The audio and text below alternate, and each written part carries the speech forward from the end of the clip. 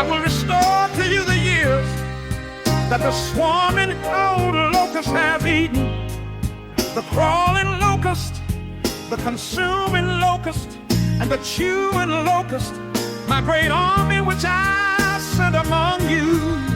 You shall eat in plenty and be satisfied, and praise the name of the Lord your God, who has dealt wondrously with you. And my people shall never be put to shame.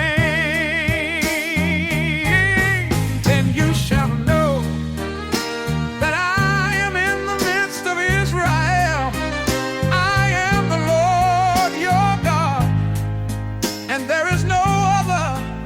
My people shall never be put to shame. God's Spirit poured out, and it shall come to pass afterward that I will pour out my Spirit on all flesh. Your sons and your daughters shall prophesy. Your old men shall dream dreams. Your young men shall see visions. And also all my menservants and all my maidservants, I will pour out my Spirit in those days. And I will show wonders in the heavens and in the earth, blood and fire and pillars of smoke. The sun shall be turned into darkness and the moon into blood before the coming of the great and awesome day of the Lord. And it shall come to pass that whoever calls on the name of the Lord shall be saved.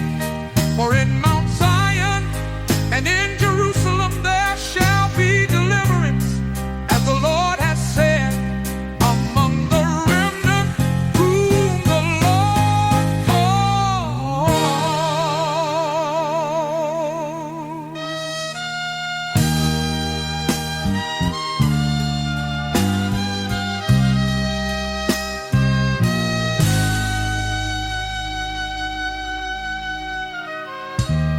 And it's a whole river of calm.